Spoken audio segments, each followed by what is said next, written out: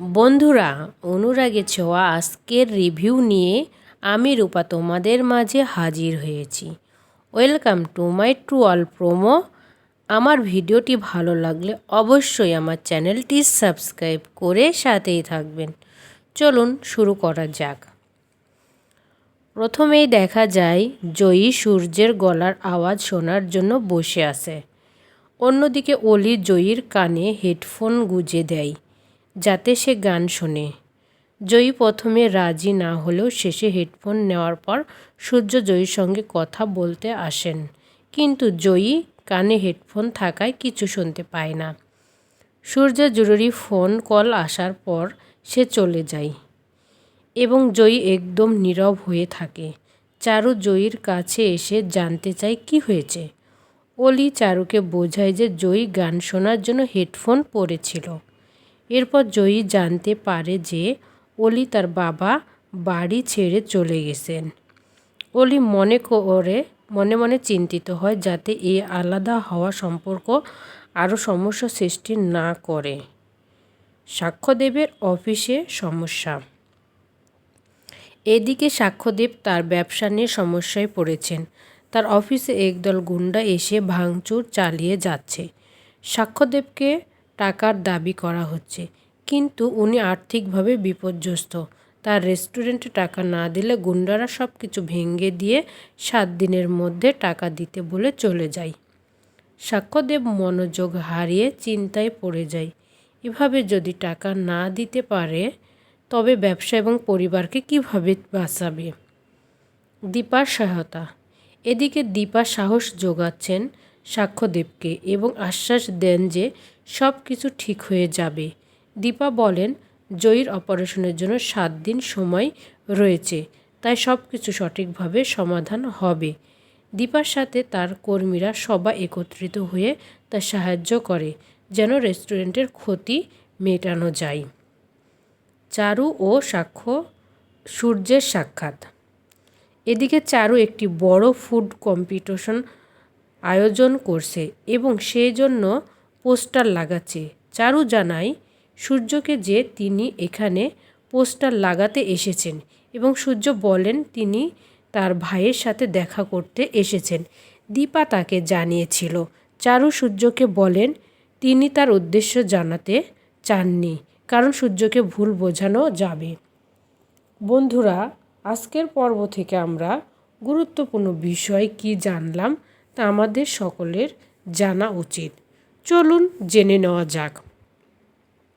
সহানুভূতি ও একে অপরের সাহায্য।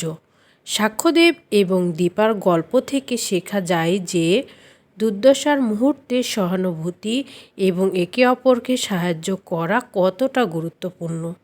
তখন সাক্ষ্যদেব তার ব্যবসায়িক সমস্যা এবং পারিবারিক চাপের মধ্যে পড়ে। দীপা তাকে সাহস যোগায় এবং তার পাশে দাঁড়ায়। দীপার কথায় একটি গুরুত্বপূর্ণ শিক্ষা রয়েছে, কিছু হবে না, সব ঠিক হয়ে যাবে, যা আমাদের শেখায় যে সংকটকালীন সময়ে সবার পাশে দাঁড়ানো এবং বিশ্বাস রাখা প্রয়োজন। দৃঢ় সংকল্প ও পরিশ্রম। রেস্টুরেন্টের কর্মীরা একসঙ্গে উঠে পড়ে এবং একটি লক্ষ্য অর্জনের জন্য কঠোর পরিশ্রম শুরু করে, যা আমাদের শেখায় যে কষ্টের মুহূর্তে একসাথে কাজ করা এবং দৃঢ় সংকল্পের মাধ্যমে সফলতা অর্জন করা সম্ভব। একত্রিত হয়ে একটি উদ্দেশ্য সফল করার চেষ্টা এবং পরিশ্রমের ফলস্বরূপ ভালো কিছু অর্জিত হয়। আস্থা এবং আশাবাদ।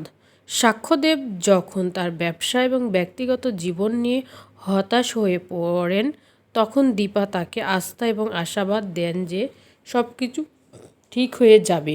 আশাবাদী মনোভাব এবং বিশ্বাস রাখা আমাদের জীবনের কঠিন পরিস্থিতি কাটিয়ে উঠতে সাহায্য করে। এই পর্বটি একটি শিক্ষা দেয় যে অপেক্ষা করতে এবং ধৈর্য ধরতে হবে, বিশেষ করে যখন সময় বা পরিস্থিতি অনুকূল না থাকে। পরিস্থিতির মধ্যে উন্নতি। চারুর ফুড কম্পিটিশন আয়োজনের মাধ্যমে এবং পোস্টার লাগানোর মাধ্যমে পরিস্থিতির মধ্যে সঠিক উপায়ে উন্নতি আনার চেষ্টা করা হয়। জীবনের বিভিন্ন পরিস্থিতি এবং সমস্যার মধ্যে পরিবর্তন আনতে চাইলে আমাদের কিছু নতুন উদ্যোগ নিতে হয়। আর সেই উদ্যোগগুলোর মাধ্যমে আমরা পরিস্থিতির উন্নতি ঘটাতে পারি। যোগাযোগ ও ভুল বোঝাবুঝি।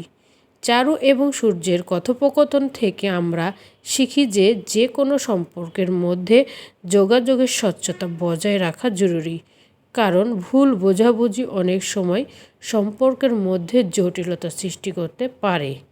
চারু সূর্যকে সতর্ক করে বলেন, এক্সপ্রেশন দিতে হবে না, যা শিখায় যে আমাদের কথাবার্তা এবং আচরণের মাধ্যমে অন্যদের কাছে সঠিক বার্তা পৌঁছানো দরকার, যাতে কোনো ভুল বোঝাবুঝি না হয়। সম্ভাবনার প্রতি বিশ্বাস রাখা। শেষ পর্যন্ত সিরিয়ালের বিভিন্ন চরিত্রের মধ্যে দেখা যায়, তারা যতই সমস্যার মধ্যে থাকুক, তারা সবসময় সম্ভাবনার দিকে তাকায় এবং তাদের কাজের প্রতি বিশ্বাস রেখে এগিয়ে চলে। এই পর্বটি আমাদের শেখায় যে সমস্যার মুখোমুখি দাঁড়িয়ে একে অপরের পাশে দাঁড়িয়ে আমাদের সম্পর্ক, বিশ্রাম এবং দৃঢ় সংকল্পের মাধ্যমে সব কিছুই সমাধানযোগ্য।